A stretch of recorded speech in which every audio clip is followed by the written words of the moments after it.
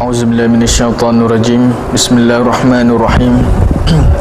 Alhamdulillahi rabbil alamin. Wassalatu wassalamu ala asyrafil anbiya'i wal mursalin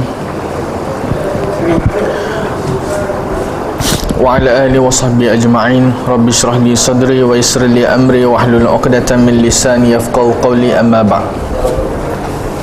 InsyaAllah kita sambung bacaan kitab Qisasul Anbiya, Sahih Qasasil Anbiya yang ditulis oleh Al-Imam Ibn Kathir rahimahullah ta'ala dan dilakukan tasahih oleh Syekh Salim bin Ain Al-Hilali dalam Sahih Qasasil Anbiya. Minggu lepas kita telah tengok kisah Nabi Nuh AS secara ringkas. InsyaAllah minggu ni kita akan habiskan kisah Nabi Nuh AS dan kita akan tengok tentang cerita Nabi Hud AS.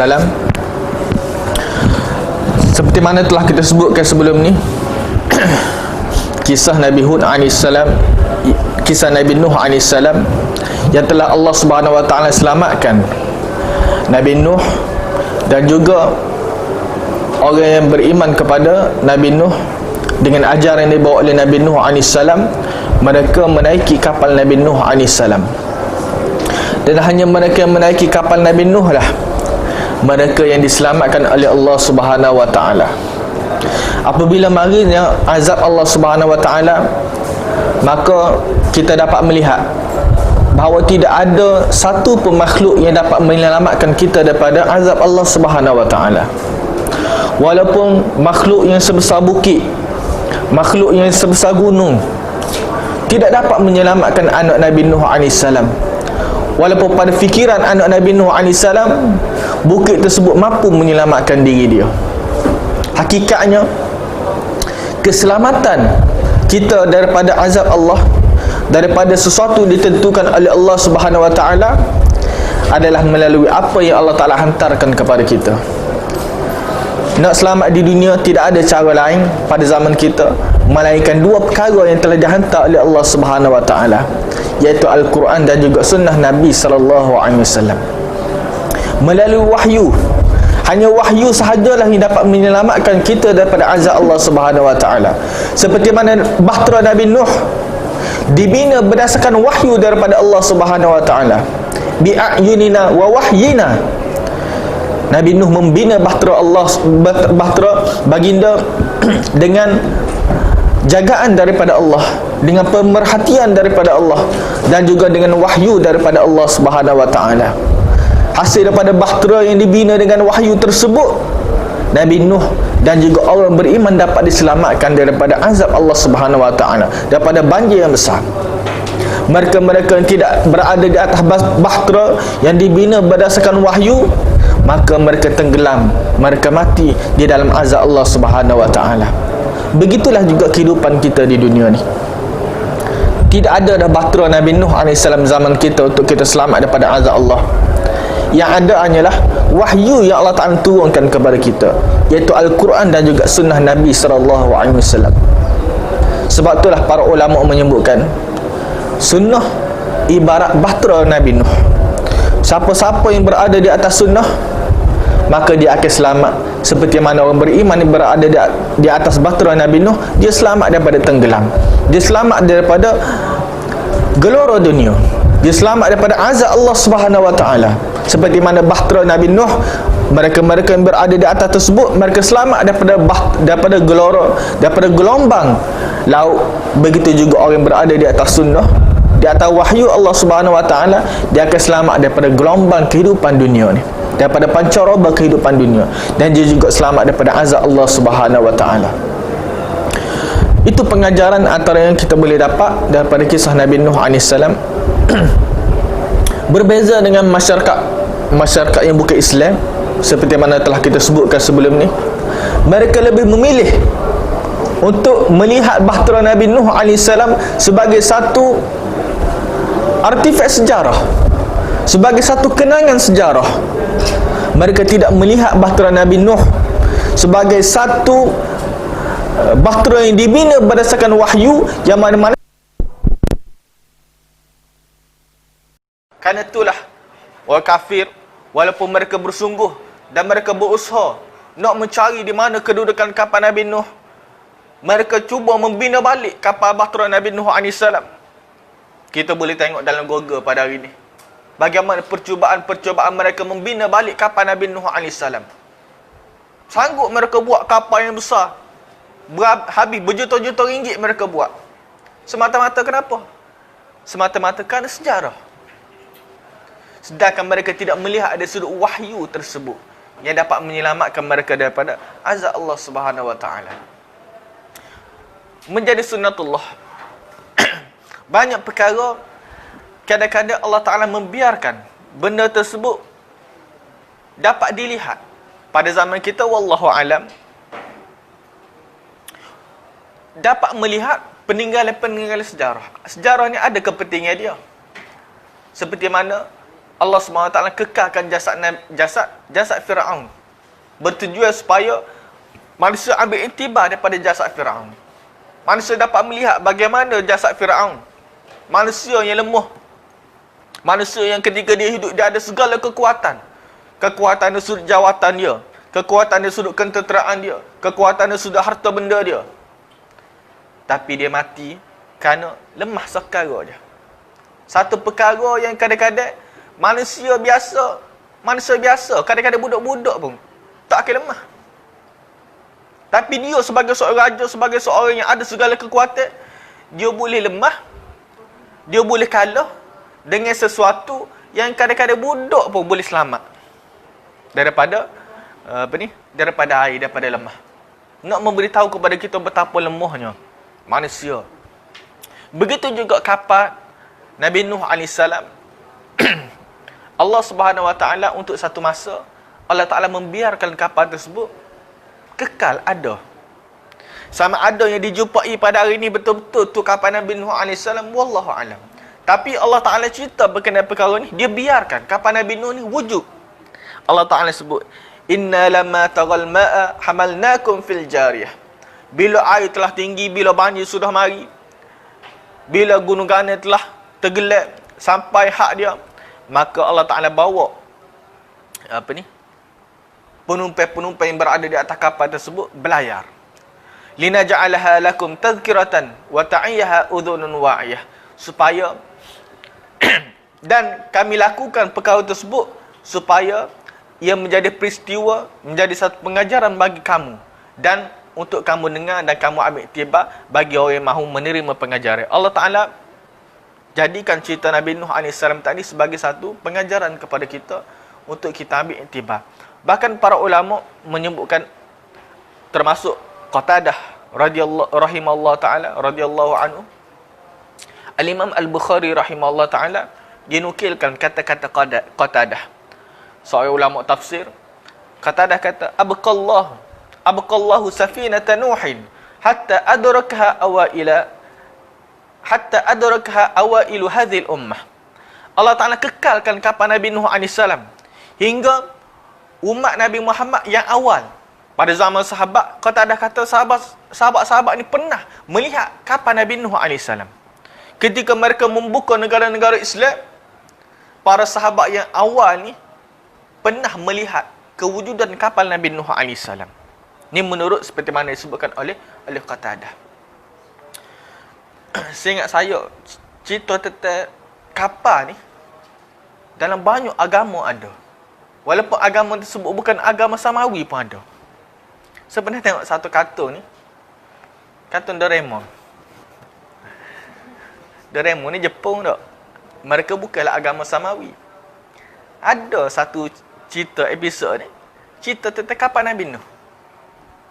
Tidaklah dia kata Nabi Nuh, cuma satu episod ni dia buat satu pembinaan kapal yang mana dia bagi tahu kepada orang akan berlaku banjir. Dia mimpi. Nabi tak aku dari mimpi, saya tak ingat. Dia bagi tahu orang akan berlaku banjir yang besar. Orang tak percaya kepada dia. Dia pun buat kapal. Dia duduk dia dengan Doraemon di atas kapal tadi. Lalu marilah hujan, marilah banjir. Ada kepercayaan mereka lagu tu. Walaupun mereka ni bukan ahli kitab. Kalau ahli kitab lagilah mereka percaya. Sebab benda ni ada dalam kitab Taurat mereka. Benda ni ada dalam Bible mereka. Lagilah mereka terima dan mereka mempercayai dia. Berakhir cerita Nabi Nuh AS. Setakat tu saja yang diceritakan oleh Allah SWT tentang cerita Nabi Nuh dalam Al-Quranul Karim. Dalam hadis-hadis Nabi, ada sedikit perincian Nabi SAW bagi tentang cerita Nabi Nuh AS. Setelah berlakunya peristiwa kapal tadi. Setelah berlakunya peristiwa kapal, setelah berlakunya pelabuhan. Wastawa alal judi, setelah kapal Nabi Nuh AS berlabuh di Bukit Judi. Di mana Bukit Judi? Wallahu alam. Ulama berbeza pandangnya. Ada sebagian ulama mengatakan Bukit Judi ini terletak di Jazirah Arab. Ada yang mengatakan Bukit Judi ini terletak di Iraq. Ada sebagian ulama mengatakan Bukit Judi ini terletak di antara Turki dan Soviet. Wallahu alam secara tepat. Cuma berdasarkan kajian-kajian moden yang didakwa mereka menemui kapal yang dikatakan kapal Nabi Nuh ni, mereka menemui di kawasan sepadan Turki. Di bukit-bukit di sana. Nak bagi tahu kepada kita, kapal ni dia berlabuh. Sebuah kapal boleh berlabuh di bukit. Satu perkara yang pelik. Satu perkara yang sangat-sangat luar biasa. Kapal ni naik atas darat pun tak boleh. Tiba-tiba boleh berlabuh di bukit. Nak bagi tahu kepada kita, suatu surut air tersebut, surut tu pun kapal boleh duduk sampai atas bukit lagi. Ketika tu Nabi Nuh AS dan kaum-kaum baginda turun daripada kapal tersebut, berada di atas bukit tersebut, hinggalah Allah Ta'ala turun semua, hinggalah Allah Ta'ala surutkan ke semua air banjir tersebut. Lalu manusia hidup bertebaran selepas itu. Situ saja Quran menceritakan tentang Nabi Nuh AS. Hadis Nabi ada lagi sebagai hadis dia menceritakan tentang bagaimana wasiat Nabi Nuh AS kepada kaum baginda. Gapriya baginda nasihat. Ada sebagai hadis lagi, ada yang sahih. Nabi ceritakan tentang bagaimana keadaan Nabi Nuh AS suatu di akhirat. Suatu Nabi Nuh AS berhadapan dengan kaum baginda. Kaum Nabi Nuh AS bukan setakat mereka duduk di dunia saja mereka menentang Nabi Nuh. Mereka tak percaya kepada Nabi Nuh. Mereka tidak menerima dakwah Nabi Nuh. Di akhirat depan Allah Subhanahu Wa Taala pun mereka tak asal lagi terima Nabi Nuh AS sebagai seorang Nabi yang diutuskan kepada mereka. Mereka menolak lagi Nabi Nuh AS. Al-Imam Al-Bukhari dia bawa dalam satu hadis daripada Abi Sa'id Al-Khudri radhiyallahu anhu, qala Rasulullah sallallahu alaihi wasallam. Abi Sa'id Al-Khudri kata Rasulullah sallallahu alaihi wasallam pernah bersabda, yaji'u Nuh wa ummatuhu fayaqulu Allah Ta'ala.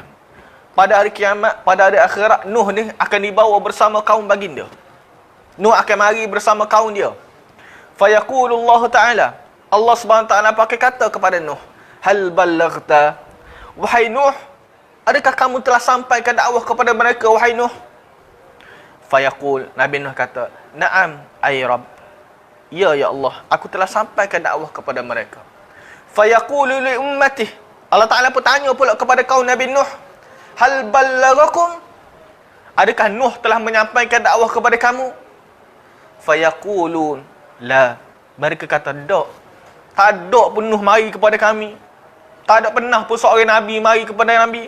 Fayaqul, mereka kata, la ma ja'ana min nabiyyin. Tak ada seorang pun Nabi pernah mari kepada kami. Tak ada seorang pun Nabi pernah mari kepada kami cerita tentang tauhid, cerita tentang akhirat, cerita tentang-Mu ya Allah. Fayaqulu li Nuhin. Lalu Allah Ta'ala kata kepada Nabi Nuh AS, man yashhadu laka? Wahai Nuh, la ni pengikutmu menafikan bahawa mu telah mari kepada mereka. Nuh, bawakan kepada aku, tunjukkan kepada aku siapa yang boleh jadi saksi kepada kamu. Lalu Nabi Nuh AS kata, fayaqulu Muhammadus sallallahu alaihi wasallam wa ummatuh. Muhammad dan juga umat Nabi Muhammad lah yang akan menjadi saksi bahawa aku pernah mari kepada mereka. Aku pernah sampaikan tauhid kepada mereka. Fanashhadu annahu qad ballaghana.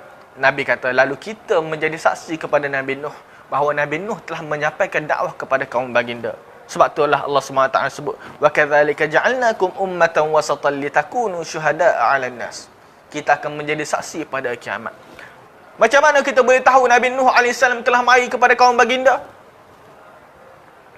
Macam mana kita boleh tahu? Sebab kita baca Quran. Quran tu cerita belaka tentang para Nabi yang telah diutuskan oleh Allah SWT kepada kaum mereka. Nak jadi saksi, kita kena baca Quran. Kalau hidup kita tak pernah baca Quran, tak pernah jumpa cerita kaum Nabi Nuh AS, tak pernah jumpa cerita tentang Nabi Nuh mari kepada kaum baginda, macam mana kita nak jadi saksi di hadapan Allah Subhanahu Wa Taala?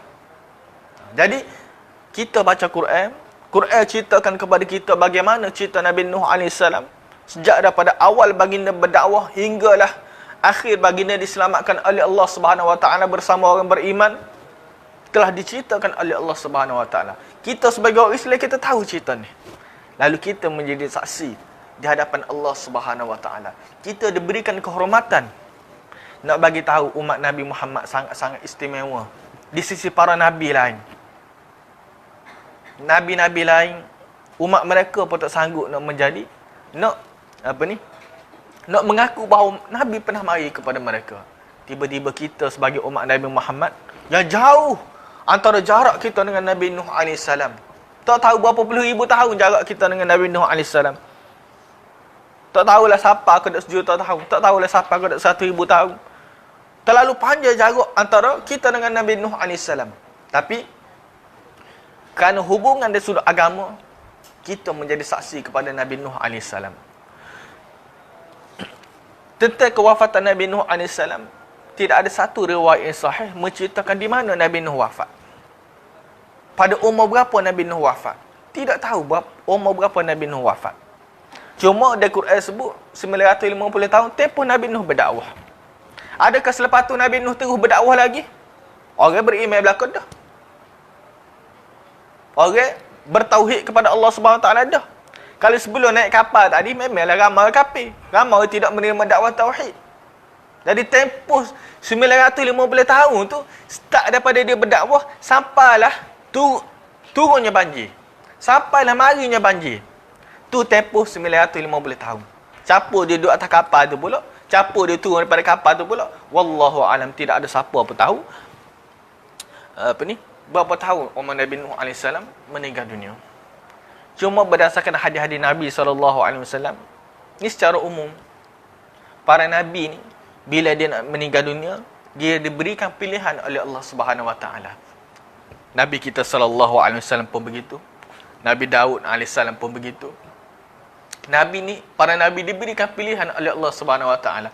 Para malaikat akan mari kepada dia, akan tanya kepada dia, nak pilih untuk nak mati ke atau pilih untuk hidup? Biasanya para Nabi ni mereka akan pilih untuk nak hidup lah. Sebab itulah untuk nak mati lah. Seperti Nabi kita SAW, Nabi lebih memilih untuk mati. Kecuali ada beberapa Nabi ni, seperti mana Nabi Musa AS. Dia tidaklah tak boleh mati. Cuma oleh kerana malaikat maut mari tu dalam keadaan rupa yang dia tak pernah tengok. Dia ingat kau manusia biasa, menyebabkan dia tapa malaikat maut tersebut. Itu saja cerita tentang Nabi Nuh AS. Di mana perkuburan Nabi Nuh, tidak ada siapa pun tahu. Macam-macam lah dakwah. Ada kata di Yaman lah, ada kata di tempat-tempat yang lain lah. Wallahu alam, ada yang kata di Iraq. Wallahu alam, tidak ada satu pun sumber yang sahih yang boleh kita iktimad, yang boleh kita kata secara pasti ini adalah kubur para Nabi. Seperti mana telah kita sebutkan sebelum ni, boleh jadi hikmah Allah SWT buat kubur para Nabi ni tidak diketahui. Kecuali kubur Nabi kita SAW tidak diketahui secara pasti. Boleh jadi kerana supaya untuk menjaga kubur mereka daripada dilakukan syirik oleh kaum mereka. Seperti mana kita tengok pada hari ni. Tak, setara tak pasti itu pun. Gapa dia berlaku pada kubur para Nabi. Yang dianggap sebagai kubur Nabi lah. Kalau kita pergi ke kubur Nabi yang dianggap sebagai kubur Nabi Hud, gapa dia orang tak buat sana? Orang tawah sana. Setara bukan kubur para Nabi, kubur orang soleh. Kita pergi Mesir, kita boleh tengok orang sujud di kubur ni perkara biasa je. Seolah tidak ada satu kesalahan pun. Sujud di kubur. meminta kepada orang yang ada dalam kubur tadi. Sepatut kita pergi kubur, kita mendoakan mereka. Tapi berlaku sebaliknya. Itu bukan Nabi lagi. Dan kalau kubur para Nabi pun, itu hanyalah kubur yang tidak pasti. Betul ke tidak mari daripada betul atau tidak itu adalah kubur Nabi yang didakwa tersebut. Kaedah kita letak kaedah, ulama buat kaedah, tidak ada satu kubur pun, kubur para Nabi yang secara pasti kita boleh kata itu adalah kubur mereka berdasarkan riwayat yang sahih, kecuali kubur Nabi kita sallallahu alaihi wasallam. Seterusnya hari ini insya-Allah kita tengok sedikit tentang cerita Nabi Hud alaihissalam. Seorang Nabi yang mari diutuskan oleh Allah Subhanahu Wa Taala setelah Nabi Nuh alaihissalam. Bismillah.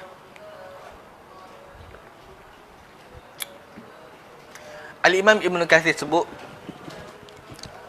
Nabi Hud alaihissalam adalah satu kabilah yang berasal dari satu kabilah yang disebut sebagai Ad. Nabi Hud adalah kabilah atau yang berasal daripada satu kabilah, satu kaum yang dipanggil sebagai kaum Ad. Kenapa dipanggil kaum Ad? Ada dua pandangan ulama. Kenapa dipanggil sebagai Ad? Ada dua pandangan ulama. Yang pertama, sebagai ulama mengatakan Ad ni, kalau kita ngaji bahasa Arab, Ad maksud dia kembali.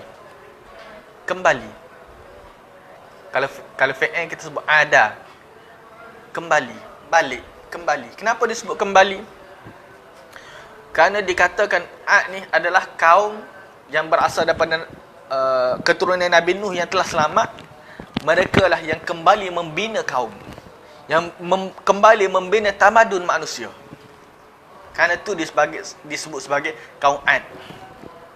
Itu satu pandangan. Pandangan kedua, ini disebutkan oleh Al-Imam Al-Qurtubi rahimahullah ta'ala dalam tafsir beliau. Dia kata Ad ni adalah tok nenek moyang kepada Nabi Hud alaihissalam. Dia adalah tok nenek moyang kepada Nabi Hud alaihissalam. Ad ni cucu cicit kepada Nabi Nuh alaihissalam.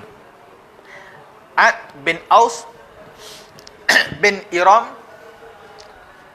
bin Shalih bin Afrakhshad bin Sam bin Nuh.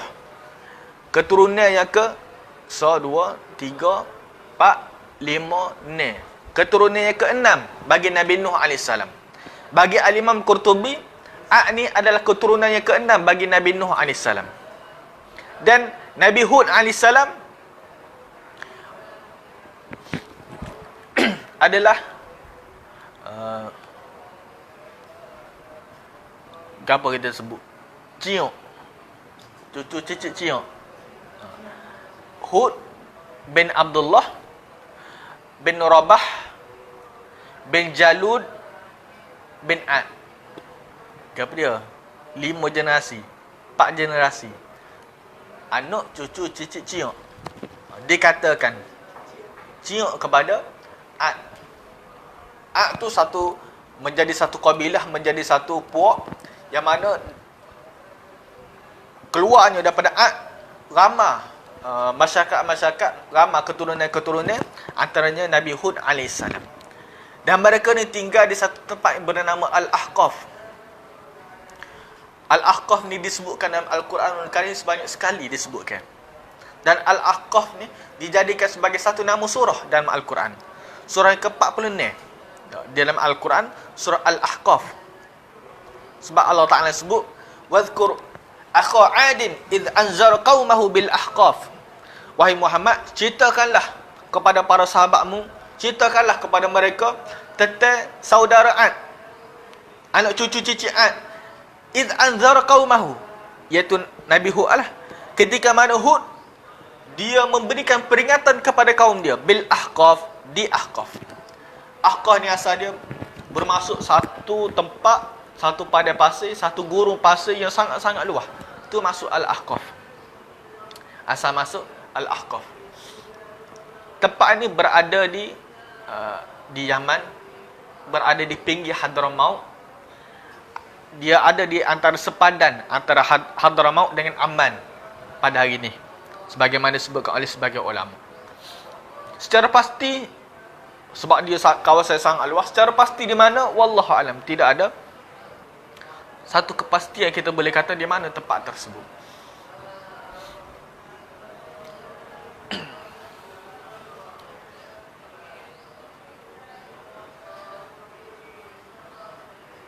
Allah Subhanahu Wa Taala menceritakan tentang Nabi Hud alaihissalam dengan kaum baginda, kaum Ad, banyak kali dalam Al-Quranul Karim.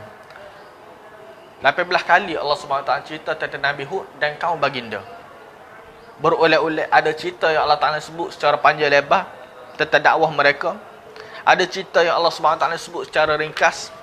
Ada cerita yang Allah Subhanahu Wa Taala sebut nama saja dalam banyak surah, antara surah Al-Mu'minun dan surah Asy-Syu'ara dan surah Al-A'raf dan surah Hud sendiri.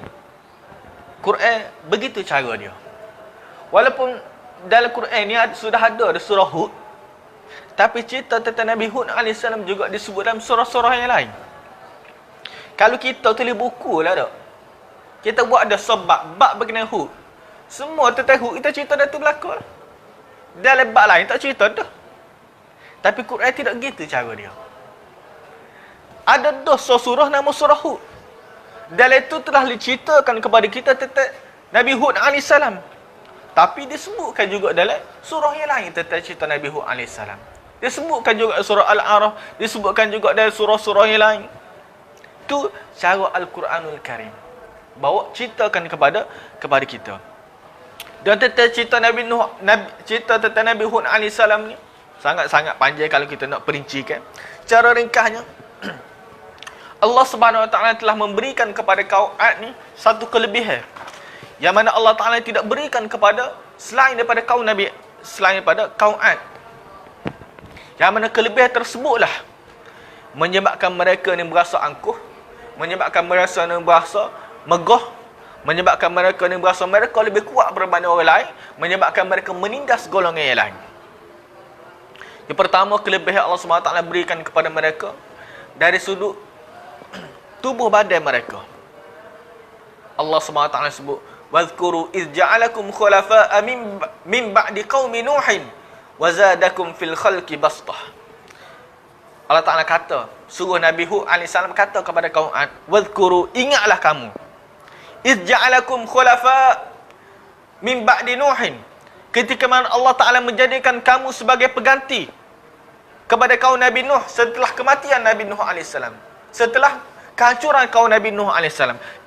Kamu adalah pengganti kepada kaum Nabi Nuh AS.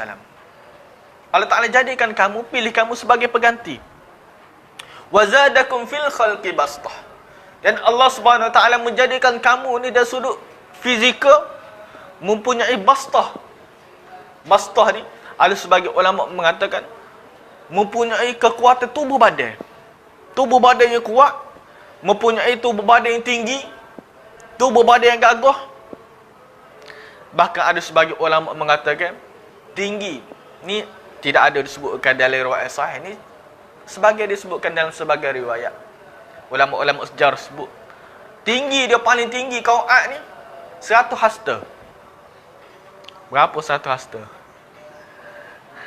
100 hasta ni dah 100 kali ni tinggi dia. Paling pendek orang dia 60 hasta. Tak tahulah setahu mana. Yang menyebabkan mereka ni tinggi, biasa tinggi ni, zaman kita ni tinggi tak seperti yang kuat. Tak. Zaman kita ni tinggi tu boleh jadi kau lemah pula. Biasa tengok orang paling tinggi di dunia ni, umur 20 lebih, jalan dengan tukar dah. Sebab tulis dia tak mampu. Tapi mereka ni tak. Bukan setakat mereka ni tinggi, bukan setakat tinggi lemah nak jalan pun tak boleh. Mereka ni tinggi tapi ada kekuatan pula. Bahkan bukan setakat ada kekuatan, mereka ni ada kepakaran pula. Mereka ada kekayaan pula. Ni Allah Ta'ala berikan kepada mereka. Allah Ta'ala anugerahkan kepada mereka. Sebelum hari Nabi Hud AS, setelah orang beriman yang turun daripada kapal Nabi Nuh AS, keturunan Nabi Nuh AS, mereka semua beriman kepada Allah Subhanahu Wa Ta'ala. Hinggalah sampai satu masa Wallahu alam, Allah Ta'ala tidak perincikan, Nabi sallallahu alaihi wasallam tidak sebut berapa ketempohkah start daripada orang beriman iaitu daripada kapan Nabi Nuh beriman sampailah berlaku syirik semula. Tidak disebutkan berapa lama. 100 tahun ke 200 tahun ke. Wallahu alam. Kalau kita tengok keturunan tak ada banyak lah tak. Sejak daripada Nabi Nuh nak pergi kepada Ad tadi, beberapa orang, beberapa keturunan, boleh jadi dekat 1000 tahun, boleh jadi 2000 tahun. Lebih kurang dari sudut kiraan. Kesemua ni, bila mereka mendapat kekuatan tadi, menyebabkan mereka menindas golongan yang lain. Wa idza batastum jabbarin. Bila kamu nak rapah sesuatu, nak ambil suatu negeri ke, dan perangai kaum Ad ni, bila mereka ni gagah, bila mereka ni kuat, mereka suka tindas orang. Mereka suka pergi rapah barang-barang orang. Mereka suka pergi berpindah ke negeri yang lain. Mereka rapah negeri tersebut. Bukan setakat mereka ambil, bukan setakat mereka rapah.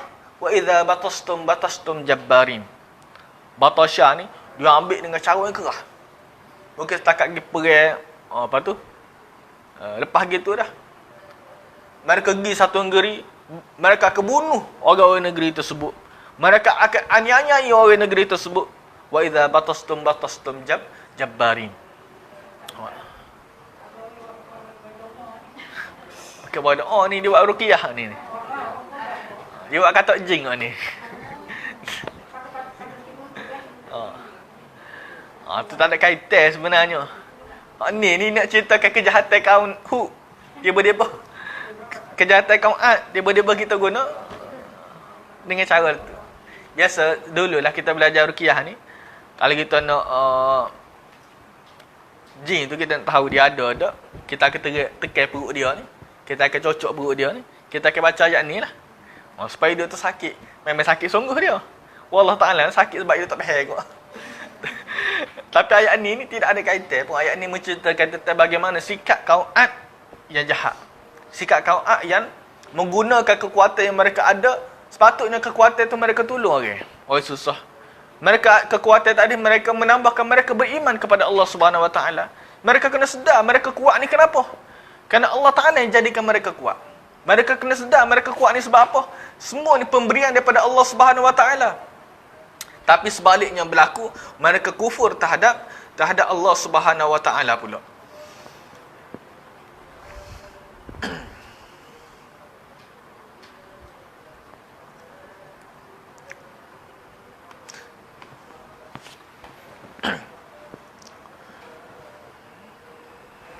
Yang kedua, Allah Subhanahu Wa Ta'ala berikan kepada mereka,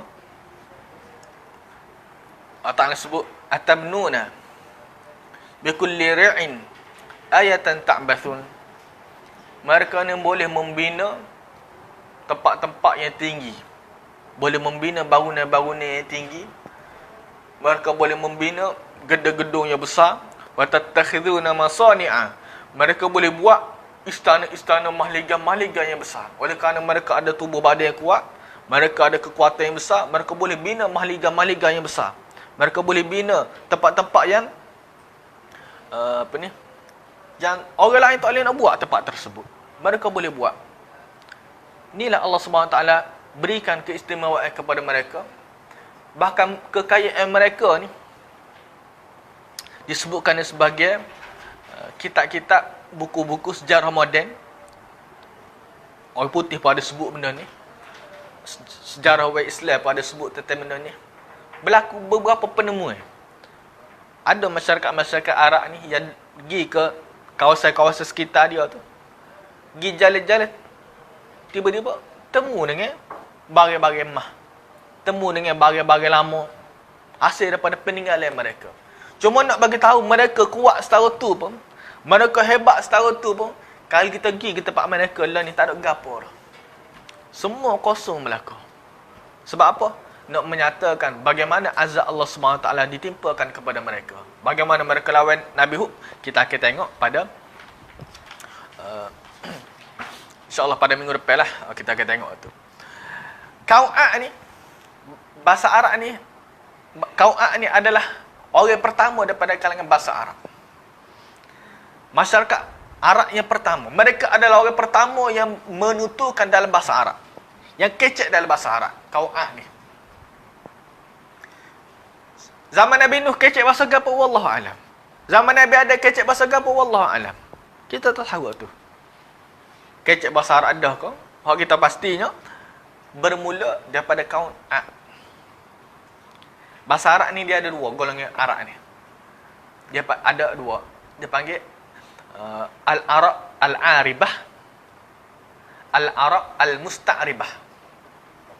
Ada dua golongan Arab.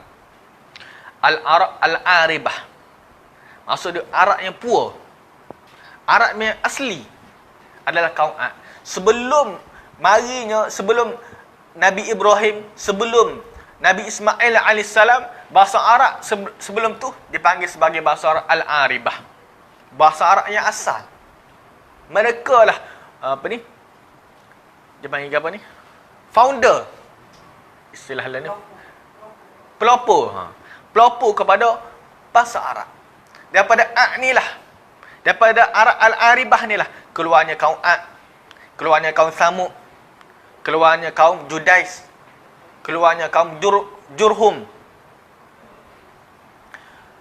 Yang mana salah satu mereka ni yang menetap di Mekah ketika tu. Yang menetap di berhampiran dengan kawasan Mekah. Yang mana mereka tu lah yang akan mengajar Nabi Ismail kecek bahasa Arab.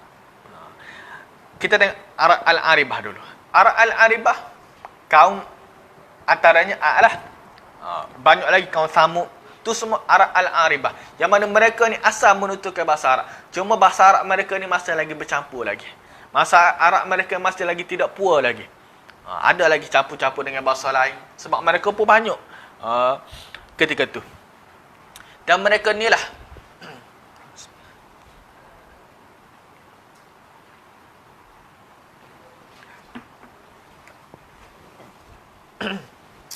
kabilah bahasa Arab yang pertama yang wujud dalam sejarah.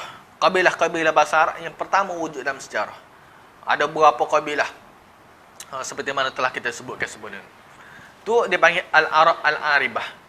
Yang kedua, Al-Arab Al-Musta'ribah. Dia jadi Arab. Asal dia bukanlah Arab pun, tapi dia jadi Arab selepas tu. Siapa dia? Nabi Ismail AS. Nabi Ismail dia orang Syam, dia orang Palestin. Dibawa oleh Nabi Ibrahim pergi letak di Jazirah Arab. Bila letak sana tu, kita tahu kisah tu kan. Nabi Ismail AS dak bila keluarnya air Zam-Zam tadi tu, lalu menyebabkan masyarakat yang berada di sekitar kota Mekah, di sekitar Mekah waktu tu, bila mereka tahu ada sumber air, mereka pergi sana. Kita tahulah cara tak, macam mana mereka nak tahu ada sumber air ke tidak. Mereka akan tengok burung. Burung ni dia akan pusing, dia akan berputar, burung gagak ke burung apa, di tempat yang ada sumber air. Jadi dari jauh mereka tengok ada burung-burung, lalu mereka pun akan pergi sana. Bila mereka pergi sana, mereka ni adalah Arab Al-Aribah daripada kabilah Jurhum dia panggil. Daripada Jurhum ni lah Nabi Ismail belajar kecek Arab dengan mereka. Hingga Nabi Ismail jadi orang pertama yang boleh kecek Arab secara fasih, secara terang, secara jelas. Nabi Ismail AS lah orang pertama. Tu takdir Allah SWT, Allah Ta'ala buat. Macam mana nak timbulnya bahasa Arab hinggalah bahasa Arab tersebut adanya Quran pada hari ini ni dengan bahasa Arab yang kita percaya bahasa Arab ni ada sejak dulu lagi. Sebab Quran dia dalam bahasa Arab. Cuma manusia tu betul-betul dalam bahasa Arab bila? Itu ada pandangan, ada perselisihan pandangan dalam kalangan ulama. Ada ulama yang mengatakan sejak daripada Nabi Adam lagi lah dari Quran. Allah Ta'ala kecek ke apa dengan Nabi Adam dan Quran?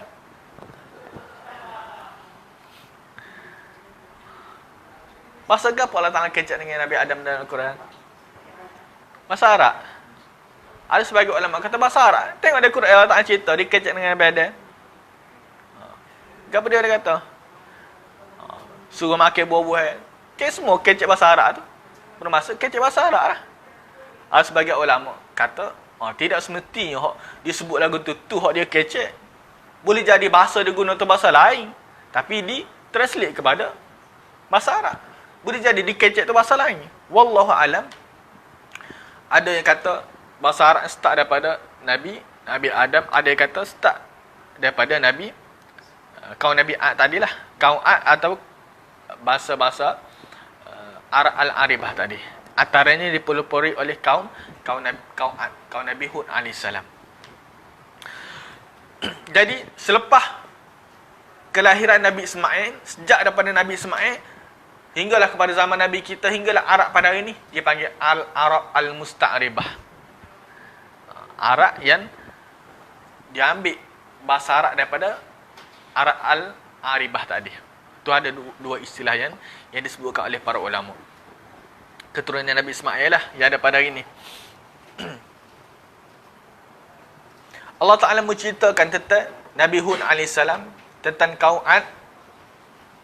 Antaranya lagi Allah Subhanahu Wa Ta'ala sebut Alam tara kaifa fa'ala rabbuka bi'ad irama dhatil 'imad allati lam yukhlaq mithluha fil bilad. Dalam surah Al-Fajr Allah Subhanahu Wa Ta'ala sebut Alam tara kaifa fa'ala rabbuka bi'ad irama dhatil 'imad allati lam yukhlaq mithluha fil bilad. Alam tara, wahai Muhammad, kamu tidak lihatkah? Atau kamu tidak melihatkah bagaimana Allah Ta'ala buat kepada kaum Ad? Irama dhatil 'imad, iaitu kaum Iram. Iram dhatil 'imad, dua perkataan itu.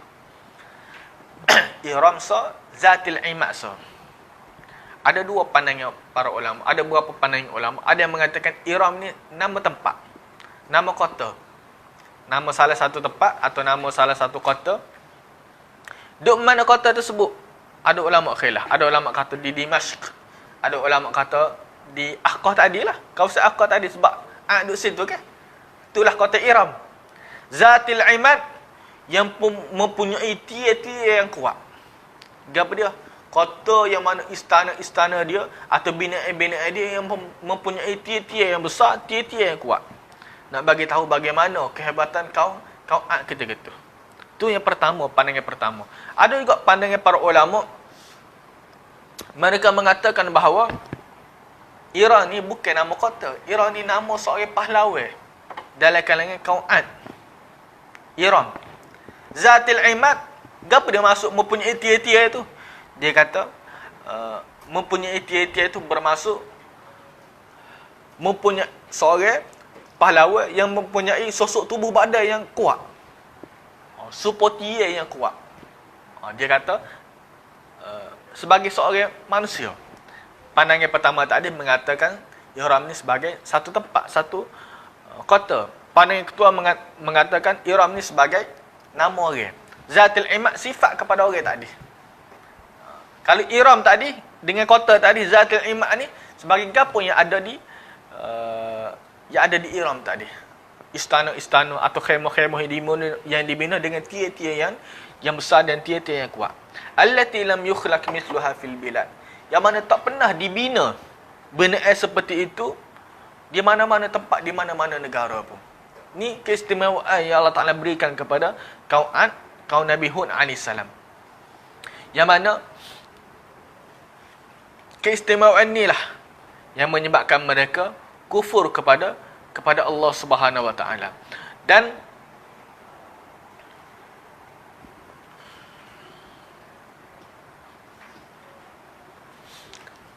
kalau kita tengok percaya dari kitab-kitab tafsir, kitab tafsir ni biasalah, ada kitab-kitab tafsir yang dia pilih-pilih benda-benda yang dia nak bubuh dalam kitab dia. Ada kitab tafsir ni dia bubuh belaka, tak kira benda tu tak tahu mari mana pun. Kadang-kadang ada kitab tafsir ni dia bicara tu sampai tahap tak ada riwayat pun, tak tahu mari mana cerita tadi. Dalam kita buka dalam Bible pun tak ada cerita tadi, tak tahu mari mana dia ambil. Ada juga banyak kitab-kitab tafsir lagu tu tak ada sumber langsung. Asal kau dia boleh cerita-cerita je, asal kau cerita dia dengar, maka dia bubuh dalam cerita tadi. Kalau kita baca kisah Nabi Adam AS dan sebagai kitab tafsir, sangat-sangat panjang dia cerita. Start pada zaman start daripada Nabi Adam diturun, start daripada Nabi Adam, nak boleh kau bertaubat kepada Allah. Puluh-puluh tahun nak boleh kau bertaubat kepada Allah. Duk berjerit, macam-macam cerita. Begitu juga cerita tentang Iram ni. Sebagai riwayat Israiliyat, dia cerita Iram ni satu kota milik kaum Ad, yang mana kota tersebut dia boleh berpindah-pindah. Pelik lah. Mata duduk di Yaman, Mata duduk di Hijaz, Mata duduk di Malaysia, contoh. Mata duduk di Indonesia. Satu kota yang boleh berpindah. Dia seolah terapung lah, seolah dia terbang, boleh terbang benda tu. Ini disebut dan sebagai riwayat Israiliyat. Dan kota tersebut dipenuhi dengan mah-mah. Nak bagi tahu bagaimana kehebatan kaum Ad. Cuma para ulama tafsir seperti Ibn Katsir, dia kata semua itu tidak ada riwayat yang sabit pun. Bila sebut Iram, maka lebih tepatnya dia adalah satu kota yang terletak di Ahqaf tadi lah. Kawasan Ahqaf tadi. Mana ada lagi ke tidak hari ni? Wallahu alam. Sama ada masih ada lagi ke tidak? Wallahu alam. Itu antara disebutkan dalam sebagai kitab. Sebab itulah Ibn Katsir sebut, wa man za'ama anna Iram madinatu taduru fil ard. Siapa-siapa yang menganggap bahawa Iram adalah satu kota yang dia boleh berpindah-pindah di bumi ni. Fataratan fi Syam, sekejap duduk di Syam, wa taratan fil Yaman, sekejap duduk di Yaman, wa taratan fil Hijaz, sekejap duduk di Hijaz, wa taratan fi ghairiha, sekejap duduk di tempat lain. Faqad aba, maka jauh daripada kebenaran.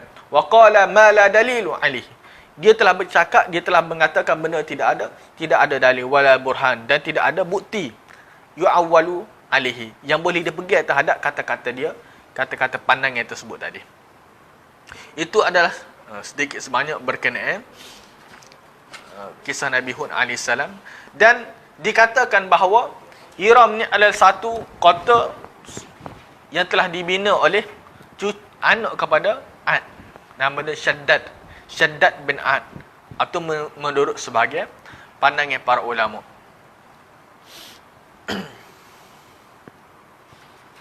Itu adalah mukaddimah, sedikit mukaddimah yang kita sempat tengok pada hari ini tentang bagaimana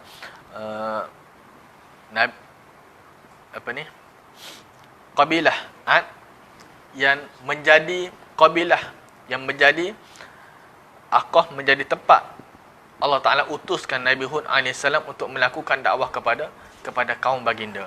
InsyaAllah pada masa akan datang kita akan sambung tentang perincian kepada kisah Nabi Hud AS, bagaimana dakwah Nabi Hud, bagaimana azab yang Allah Ta'ala turunkan kepada kaum Nabi Hud AS pada minggu depan insyaAllah. Aku lihat qauli hadza wa astaghfirullahal azim li wa lakum. Wassalamualaikum warahmatullahi wabarakatuh.